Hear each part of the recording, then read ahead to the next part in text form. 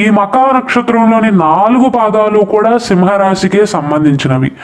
సింహరాశి వారికి సంవత్సరంలో ఆదాయము 11, వ్యయం కూడా 11, రాజపూజ్యం 3, అవమానం 6. మకా నక్షత్ర జాతకులకు ఆర్థిక పరంగా అయితే బాగానే ఉంటుందండి. ఎందుకంటే మొదట్లో గురువు 10వ ఇంట్లో ఉంటాడు కాబట్టి ఆర్థిక లాభాలు, ఉద్యోగం ద్వారా డబ్బు సంపాదించే అవకాశాలు, భూమి ఆస్తులను కొనుగోలు చేసే అవకాశాలు లేదా ఇతర పెట్టుబడులు చేసే అవకాశాలు, దాని ద్వారా భవిష్యత్తులో లాభాలను వచ్చేవిలా ఉంటాయి. మొదటి కొన్ని నెలలు మాత్రం ఆర్థిక పరంగా అనుకూలంగా ఉంటాయండి. అయితే మకా నక్షత్ర జాతకులు, ముఖ్యంగా గృహిణీలు, ఈ సంవత్సరంలో ఖరీదైన వస్తువులు కొనుగోలు చేసే అవకాశాలు ఉంటాయి. ఆర్థికంగా కొంత స్థిరపడిన వారు వాహనాలను కొనుగోలు చేసే అవకాశాలు ఉంటాయి లేదా ఇంటి మరమ్మతులను చేపట్టే అవకాశాలు ఉంటాయి. సంవత్సరం మొదట్లో అయితే మకా నక్షత్ర జాతకుల యొక్క ఆర్థిక స్థితి అనేది మెరుగుపడుతుంది. దానికి తోడు వాహనాలను కొనుగోలు చేయటం కానీ, కుటుంబానికి సంబంధించిన ఖర్చులు అవటం కానీ, లేదా సోదరులు సోదరీమణుల యొక్క పెళ్లి అవటం కానీ, ఏదో ఒక రకంగా ఇంటి కుటుంబ సభ్యులకు సంబంధించిన ఏదో ఒక ఫంక్షన్స్ అవటం కానీ, ఇలాంటి వాటి వల్ల డబ్బు ఖర్చు అయ్యే అవకాశాలు ఉంటాయి. మే 14వ తారీఖు తర్వాత గురువు 10వ స్థానాన్ని విడిచిపెట్టి 11వ స్థానంలోకి వెళ్తాడు. ఇది కూడా కొంత అనుకూలమైనటువంటి స్థానమే. ఆదాయం అనేది స్థిరంగా పెరుగుతుంది. ఎక్కడైనా ఆగిపోయిన డబ్బు ఉన్నట్లయితే అది తిరిగి పొందే అవకాశాలు ఉంటాయి. పొదుపు కూడా చేయగలుగుతారు. దానితో పాటు ఖర్చు కూడా పెడతారు. అయితే ఆర్థిక పరంగా అంతా బాగానే ఉంది కదండి, మిశ్రమంగా ఉందంటున్నారు ఏంటి అనుకోవచ్చు. మే నెలలో రాహు 7వ ఇంట్లోకి వెళ్తాడు. మే 18వ తారీఖు తర్వాత 7వ స్థానంలోని రాహు వల్ల ఊహించని ఖర్చులు వచ్చే అవకాశాలు ఉంటాయి. అంటే ఆర్థికంగా సంపాదించే విషయంలో మీకు అనుకూలంగానే ఉంటుందండి. అయితే మార్చ్ 29వ తారీఖు తర్వాత శని భగవానుడి యొక్క గోచారం వల్ల, మే 18వ తారీఖు తర్వాత రాహు యొక్క గోచారం వల్ల అప్పటి వరకు బాగానే ఉన్నా అప్పటికప్పుడు సడన్ గా ఖర్చులు చేయాల్సి రావటం కానీ జరుగుతుంది. ముఖ్యంగా ఆరోగ్య సంబంధిత విషయాలకు కావచ్చు, కుటుంబ విషయంగా, అంటే నేను ఇంతకుముందు చెప్పినట్లుగా కుటుంబ సభ్యులకు సంబంధించిన ఫంక్షన్స్ విషయంలో కానీ డబ్బు ఖర్చు అయ్యే అవకాశాలు, ఖచ్చితంగా ఖర్చు పెట్టవలసిన సిచ్యువేషన్స్ వచ్చే అవకాశాలు ఉంటాయి.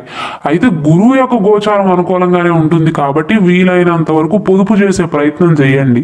కాబట్టి మకా నక్షత్ర జాతకులు గుర్తుంచుకోవాల్సింది ఏంటంటే, ఈ సంవత్సరంలో మెయిన్గా ఆదాయం వైపే దృష్టి పెట్టకుండా, ఆదాయం బాగానే ఉంటుంది, అందులో ఎటువంటి సందేహం లేదు. ఖర్చుల విషయంలో ఖర్చులను నియంత్రించుకోగలిగితే ఈ సంవత్సరం ఆర్థిక పరంగా కొంత కూడబెట్టుకోగలుగుతారు. కుటుంబ పరంగా చూసుకున్నట్లయితే కుటుంబ వాతావరణం అనేది బాగానే ఉంటుందండి. కాకపోతే మకా నక్షత్ర జాతకులకు ఈ సంవత్సరంలో అష్టమ శని యొక్క ప్రభావం అనేది మొదలవుతుంది కాబట్టి కొంచెం ఆరోగ్యపరంగా జాగ్రత్తలు తీసుకోవాలి. గురువు కుటుంబంలో ఐక్యతను పెంచుతాడండి. కుటుంబ సభ్యుల మధ్య అవగాహనను పెంచుతాడు. కుటుంబ సభ్యులు అందరూ కలిసి ఒక లక్ష్యం వైపే ప్రయత్నిస్తారు. ఇంట్లో బాగానే ఉంటుంది, ఆనందకరమైనటువంటి వాతావరణం ఉంటుంది. మే నెల తర్వాత గురువు 11వ స్థానంలోకి వెళ్ళిన తర్వాత కూడా మీకు అనుకూలంగానే ఉంటుంది. సామాజిక జీవితం అనేది మెరుగుపడుతుందండి. ప్రేమ సంబంధాలు కూడా చిగురిస్తాయి. భార్యాభర్తల మధ్య ప్రేమ, గౌరవం అనేది పెరుగుతాయి.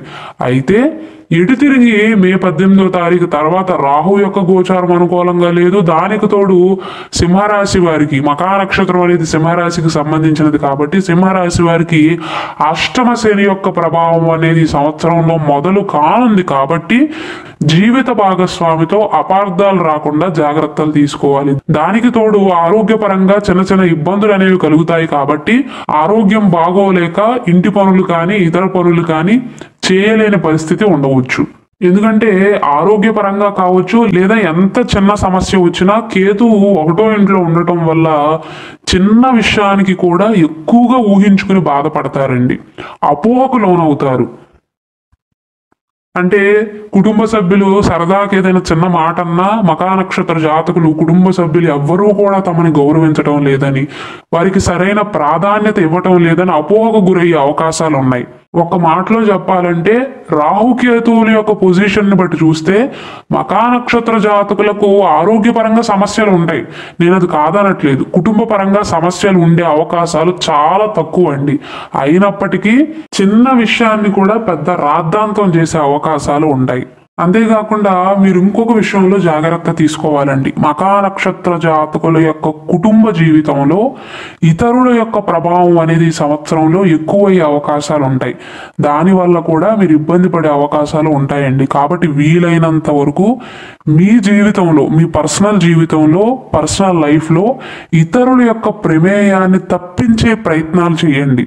ఆరోగ్యపరంగా చూసుకున్నట్లయితే మకా నక్షత్ర జాతకులు ఈ సంవత్సరంలో ఆర్థిక పరంగా అనుకూలంగా ఉన్న ఆరోగ్యపరంగా కొన్ని చికాకులు ఉండబోతున్నాయి. ముఖ్యంగా మార్చి 29వ తారీఖున శని భగవానుడు 7వ స్థానాన్ని విడిచిపెట్టి 8వ స్థానం అష్టమ ఇంట్లోకి వెళ్ళబోతున్నాడు. కాబట్టి అష్టమ శని మొదలవుతుంది. కావున మానసిక ఒత్తిడిని తగ్గించుకునే ప్రయత్నాలు ఖచ్చితంగా చేయాలి. ఆహారాన్ని మితంగా మాత్రమే తీసుకోండి. ఎక్కువ ఆహారాన్ని తీసుకోవద్దు. జంక్ ఫుడ్ని తినవద్దండి. కుటుంబ పరంగా కానీ ఇతర విషయాల పరంగా, ముఖ్యంగా మూడవ వ్యక్తి యొక్క జోక్యం వల్ల ఒత్తిడి ఎక్కువ అవుతుంది. మానసిక అలసట అనేది మీ ఆరోగ్యం పైన ప్రభావం చూపించే అవకాశాలు ఉన్నాయి. అయితే మకా నక్షత్ర జాతకులకు అదృష్ట విషయం ఏంటంటేనండి, మార్చ్ 29వ తారీఖు తర్వాత మీకు అష్టమ శని ప్రారంభమైన అదృష్టవశాత్తు మే 14వ తారీఖు తర్వాత గురువు అనుకూల పొజిషన్లోకి వెళ్ళబోతున్నాడు. జ్యోతిష శాస్త్రం ప్రకారం మిగిలిన గ్రహాలు అననుకూలమైనటువంటి ప్రభావాన్ని చూపించినా గురువు బలమైన పొజిషన్లో ఉన్నాడు అనుకోండి, అంత ప్రభావం అనేది మీ పైన ఉండదు. కాబట్టి శని వల్ల, అష్టమి ఇంట్లో ఉన్న శని వల్ల ఆరోగ్యం పైన ప్రభావం పడినప్పటికీ కూడా గురువు యొక్క ప్రభావం వల్ల మీలో శక్తి పెరుగుతుంది. రోగ నిరోధక శక్తి అనేది పెరిగే అవకాశాలు ఉంటాయి. మనోధైర్యం అనేది పెరుగుతుంది. కావున మకా నక్షత్ర జాతకులు ఆరోగ్యపరంగా బాగుండటానికి మీ వంతు మీ ప్రయత్నం చేయండి. క్రమం తప్పకుండా వ్యాయామం చేయండి. సమతుల్య ఆహారాన్ని తీసుకోండి. వీలైనట్లయితే యోగా కానీ ధ్యానం చేయండి, ఎక్సర్సైజ్ చేయండి, ఒత్తిడిని తగ్గించుకునే ప్రయత్నాలు చేయండి. ఈ సంవత్సరంలో మెయిన్గా మీకు వచ్చేది ఆరోగ్య సమస్యలు కాదండి, మానసికంగా ఎక్కువగా ఆలోచించుకుని అది ఆరోగ్యం పైన ప్రభావం చూపించే అవకాశాలు ఉంటాయి. అయితే సంవత్సరం చివరి నాటికి మాత్రం ఆరోగ్యపరంగా అయినా, ఆర్థిక పరంగా అయినా, శారీరక పరంగా అయినా సరే బలంగా తయారవగలుగుతారు. మెయిన్గా మకా నక్షత్ర జాతకులు ఈ సంవత్సరంలో సమస్య ఏంటంటేనండి, ఒకటి అష్టమ శని, రెండవది మే నుండి కేతు 1వ ఇంట్లో సంచరిస్తాడు, అంటే మీ రాశిలోనే సంచరిస్తాడు. కాబట్టి చిన్న విషయాన్ని కూడా ఎక్కువగా ఊహించుకోవద్దు. అక్కడ విషయం లేకపోయినా గ్రహ ప్రభావం వల్ల, మీ తప్పు లేకపోయినా గ్రహ ప్రభావం వల్ల మీలో అనవసరమైనటువంటి భయాలు, అనవసరమైనటువంటి అనుమానాలు ఎక్కువయ్యే అవకాశాలు ఉంటాయి. దానివల్లే జీవితంలో లేనిపోని ఇబ్బందులను ఎదుర్కోవాల్సి వస్తుంది. కావున మే తర్వాత వీలైనంత వరకు ఓం కేతవే నమః అనే మంత్రాన్ని జపించటం, వీధి కుక్కలకు కానీ ఇంట్లో కనుక పెంపుడు జంతువులు ఉన్నట్లయితే వాటికి ఆహారాన్ని అందించటం వల్ల కేతు సంతోషిస్తాడండి. అనవసరంగా మీలో మీరు భ్రమపడటం కంటే కూడా ఏదో ఒక పనిలో నిమగ్నం అవ్వండి, ఏదో ఒక పని చేసుకోండి. అప్పుడు మానసికంగా ఆరోగ్యంగా ఉండగలుగుతారండి. ఎక్కువగా ఆలోచనలు చేయరు. ఉద్యోగపరంగా అయినా, వ్యాపార పరంగా అయినా మకా నక్షత్ర జాతకులకు నేను చెప్పదలుచుకున్నది ఏంటంటే, అష్టమ శని సమయంలో, అష్టమ శని అంటే అంత అననుకూలంగా ఉంటుంది అని కాదండి. శని అందరికీ చెడేమి చేయడు, శని మంచి కూడా చేస్తాడు. శని మంచి కూడా చేస్తాడు. శని భగవానుడు ఏమీ చెడ్డగ్రహం అయితే కాదండి. అయితే మీరు క్రమశిక్షణగా ఉండకపోతేనే శని వల్ల ఇబ్బందులు ఎదురవుతాయి. రోజు ఉదయాన్నే సూర్యోదయానికి ముందే నిద్ర లేవండి. ఫిజికల్గా యాక్టివ్గా ఉండేలాగా చూసుకోండి. ఎక్సర్సైజ్ చేసే ప్రయత్నాలు చేయండి. చిన్న విషయానికి కూడా ఎక్కువగా ఆలోచనలు చేయవద్దు. ముందే ప్రతిఫలాన్ని ఆశించకుండా మీ ప్రయత్నాలు మీరు చేసుకుంటూ వెళ్ళండి. మీ పని మీరు చేసుకోండి. అలాగే కుటుంబ విషయంలో, ప్రొఫెషనల్ లైఫ్లోనైనా మూడో వ్యక్తి జోక్యం పనికి వస్తుందేమో కానీ ఈ సంవత్సరంలో మాత్రం పర్సనల్ లైఫ్లో మూడో వ్యక్తి యొక్క జోక్యాన్ని మాత్రం తీసుకురావద్దు. సాధ్యమైనంత వరకు ఏవైనా చిన్న సమస్యలు ఉన్నా, పెద్ద సమస్యలు ఉన్నా కుటుంబ పరంగా మీరే పరిష్కరించుకోండి. మీరు, మీ జీవిత భాగస్వామి, మీ కుటుంబ సభ్యులు, పిల్లలు, అత్తామామలు, తల్లిదండ్రులు, ఇంతవరకే. మూడో వ్యక్తి యొక్క జోక్యం వల్ల చిన్న సమస్య కూడా చిలికి చిలికి గాలివానలాగా మారే అవకాశాలు ఉంటాయి. ఈ చిన్న చిన్న జాగ్రత్తలు తీసుకున్నట్లయితే ఆర్థిక పరంగా పెద్దగా చిక్కులు ఉండవండి. ఆరోగ్యపరంగా జాగ్రత్తలు తీసుకుంటే సరిపోతుంది. ఉద్యోగ వ్యాపారాల పరంగా కూడా కొంచెం ఓపిక పడితే సరిపోతుంది. ఒకవేళ భాగస్వామ్య వ్యాపారాలను మొదలు పెడదాం అనుకున్నా, లేదా వ్యాపారాన్ని విస్తరిద్దాము అనుకుంటున్నా, మీకు మార్చ్ 29వ తారీఖు వరకు అనుకూలంగా ఉంటుందండి. మళ్ళీ మే మాసం తర్వాత కొన్ని అనుకూలమైనటువంటి పరిస్థితులు అనేవి గోచరిస్తున్నాయి. మెయిన్గా మీకు బాగుండేది మార్చ్ 29వ తారీఖు వరకు. కాబట్టి అప్పటిలోగా జాగ్రత్తగా ప్రణాళికలు వేసుకోండి. అలాగే స్టాక్ మార్కెట్లలో కానీ, షేర్ మార్కెట్లలో కానీ, లాటరీల్లో కానీ, ఇతర వంటి వాటిల్లో పెట్టుబడి పెట్టేటప్పుడు మాత్రం మార్చ్ 29వ తారీఖు తర్వాత అష్టమ శని ప్రారంభమైన దగ్గర నుండి ఆర్థిక పరంగా రిస్క్ తీసుకోవద్దండి. కొంచెం పెట్టుబడి పెట్టండి తప్ప దీంట్లో నష్టం వస్తే నేను భరించలేను అన్న వాటిల్లో మాత్రం పెట్టుబడి దయచేసి పెట్టవద్దు. సహనాన్ని కోల్పోకుండా ఉద్యోగంలోనైనా వ్యాపారంలోనైనా మళ్ళీ మళ్ళీ ప్రయత్నించండి. దానివల్ల మంచి అవకాశాలు రావటమే కాకుండా ఆర్థికంగా కూడా అభివృద్ధి అనేది సాధ్యమవుతుంది. అయితే మకా నక్షత్ర జాతకులు ముందుగా బ్రెయిన్లో నుంచి తీసేయవలసిన విషయం ఏంటంటేనండి, అష్టమ శని జరుగుతున్నప్పుడు అంతా చెడే జరుగుతుంది అనుకోవద్దు. శనికి కావాల్సింది మనుషులు క్రమశిక్షణలో నడవటం, ఆరోగ్యపరంగా వారంతరగా వారే జాగ్రత్తలు తీసుకోవటం, బయట ఫుడ్కి అలవాటు పడకపోవటం, ఇంట్లో కుటుంబ సభ్యులను గౌరవించటం, న్యాయంగా సంపాదించటం, ఇతరులను దూషించకపోవటం, ఇంట్లో పెద్దలను గౌరవించటం, పశుపక్షాదులకు ఆహారాన్ని అందించటం, ప్రతి ఒక్క జీవిని కూడా సమానంగా చూడటం, అహంకారాన్ని విడిచిపెట్టడం అండి. ఈ విషయాల్లో మీరు జాగ్రత్తలు తీసుకున్నట్లయితే శని అనుగ్రహమే తప్ప శని చెడు చేయడండి. చదువు విషయంలో చూసుకున్నట్లయితే మకా నక్షత్రంలో జన్మించిన విద్యార్థులు ఎవరైతే ఉన్నారో కేతువు యొక్క గోచారం అనేది మే మాసం తర్వాత సింహరాశిలో ఉండటం వల్ల విద్యార్థులు కొన్నిసార్లు భయానికి గురి కావటం జరుగుతుందండి. పరీక్షలంటే భయపడటం కానీ, లేదా ఏదైనా డౌట్ వచ్చినా పెద్దల యొక్క సహాయం కానీ, గురువుల యొక్క సహాయం కోరడానికి భయపడటం కానీ, ఇలాంటి వాటిల్లో భయపడే అవకాశాలు ఉంటాయి. కాబట్టి ధైర్యంగా ఉండండి. మే మాసం తర్వాత గురువు 11వ స్థానంలోకి వెళ్తాడు. విద్యా ప్రయత్నాలకు మద్దతు అనేది లభిస్తుందండి. కొత్త స్నేహాలు ఏర్పడతాయి. స్కాలర్షిప్లు వచ్చే అవకాశాలు ఉంటాయి. అయితే విద్యార్థులైనా, పెద్దలైనా, పిల్లలైనా, వృద్ధులైనా సరే ఈ సంవత్సరంలో గుర్తుంచుకోవాల్సింది క్రమశిక్షణలో నడవటం అండి. క్రమశిక్షణ తప్పితే మాత్రం శని భగవానుడి యొక్క శిక్షకు గురి కాక తప్పదండి.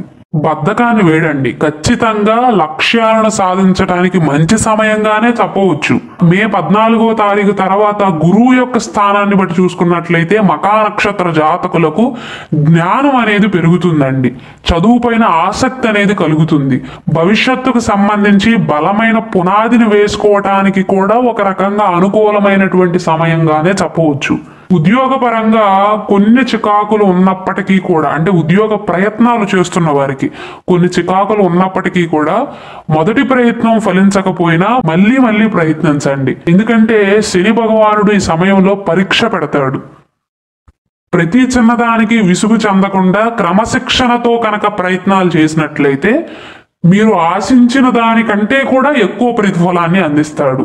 కావున ఈ సంవత్సరంలో కేతువు యొక్క గోచారం అనేది అనుకూలంగా ఉండదు. కాబట్టి మే మాసం తర్వాత కేతువు ఇచ్చే భయాలను, ఆటంకాలను తొలగించడానికి మంగళవారం నాడు కేతు స్తోత్ర పారాయణం చేయటం కానీ, కేతు మంత్ర జపం చేయటం కానీ, ముఖ్యంగా గణపతిని ఆరాధించటం కానీ, బయటికి ముఖ్యమైన పని మీద బయటికి వెళ్ళేటప్పుడు ఉద్యోగపరంగా అయినా, వ్యాపార పరంగా అయినా, పెళ్లి విషయంలోనైనా సరే బయటికి వెళ్ళేటప్పుడు గరిక గడ్డిని తీసుకువచ్చి విఘ్నేశ్వరుడి యొక్క పాదాల దగ్గర పెట్టి నమస్కరించండి.